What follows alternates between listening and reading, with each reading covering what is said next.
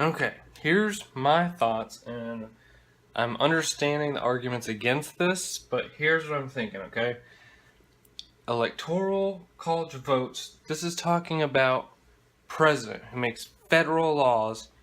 It covers everything. Like, should guns be legal nationwide? Should we have weed on the Schedule 1 or should it be legal? Like, should we spend more or less on the military? Whatever. So, if we have 1, 2, 3, 4, 5 people here, and we have 1, 2, 3, 4 people here, and all these 5 people say we should be allowed to have guns. So you're looking at 5 versus 4. But what people are saying is more fair is you have 1 place versus 4 places. Thus, guns would be banned. It just seems like if you have 1 place and all these couple places, and you have all these people here, and they all say clearly marijuana should be legal, and you have just a couple people here in the middle of nowhere, this shouldn't count as 3 to 1. Just, you're counting space. You're not counting people. Okay, now in this sense, this is how electoral college works. Let's say everyone here votes no on something. Everyone here votes no. Here it's a 50-50 mix. And here it's 2/3. So this one's worth 3 because of the population. There's 3 people here, and 2 say yes, and 1/3 of the people say no.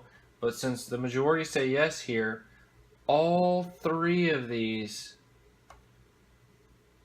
go to yes. So the yeses even get this no.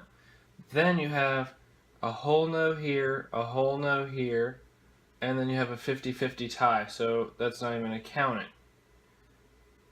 So that'll be like a yes to a no. So really, the yeses win. But if you actually look at the combination here, you have 1, 2, 3 yeses, and 1, 2, 3, 4 no's.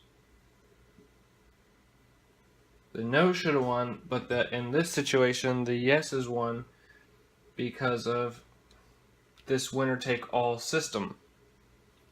And so you have people that kind of pull away from this, like Nebraska, but still, why stop where they're stopping? Why break it into 3 instead of 1?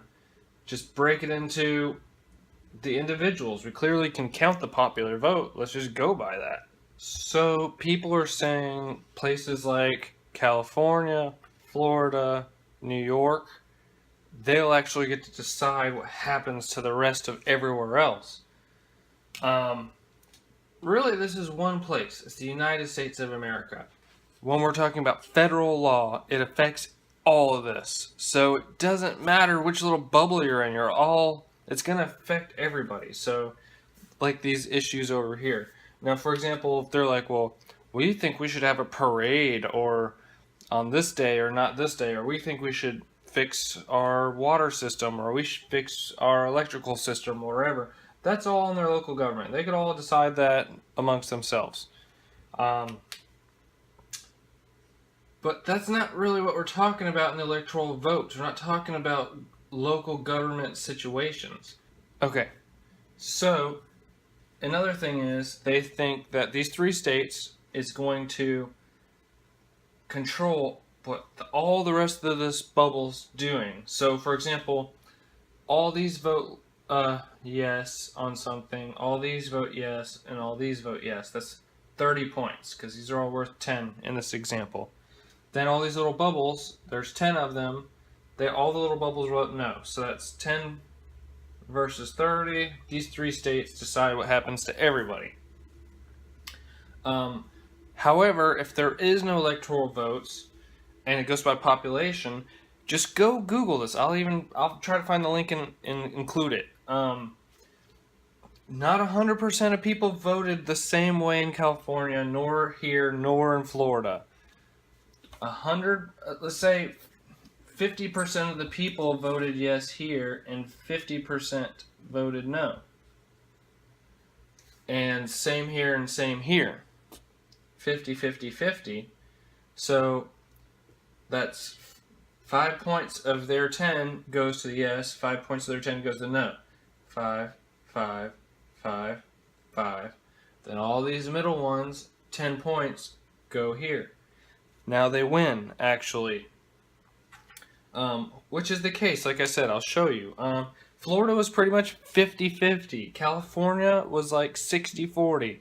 It's not even close to 100%. When the electoral college system was put into place, way back when they made the Constitution, it was everyone lived over here in Connecticut and Pennsylvania in big cities, and all of this was nothingness. It was like Native Americans. And there's a couple little settlements out here, but they wanted to make sure they're not forgotten about. That's not the case anymore. We own all of this. Everyone is aware of everyone else. There's millions of people in each one of these places. It's not needed anymore. So just to reiterate, let's say you have these 10 people, these 10 lines, and they all have ideas of what they want and what they want out of our country as far as laws, and they all move someplace in the United States. So let's say 1, 2, 3, 4, 5, 6 move here. 2 move here, 2 move here. So let's say these two say we want something, these two say we want something, and these 6 say no, that's not how we want to live in our country.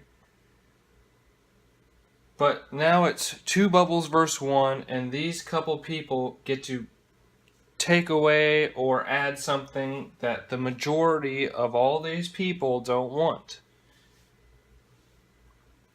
If it's states' rights that we're discussing, then it can be these people versus these people versus these people, and they can just decide things amongst themselves. And these people have nothing to do with it. It doesn't even matter. But we're talking about something, a law or a leader that's going to represent all of these people. So it should count all 10 people and see who's going to get what, and then the most people is going to benefit. We're trying to benefit the most people, not the most circles, and circles are representing just space. We're not representing space, we're representing human beings.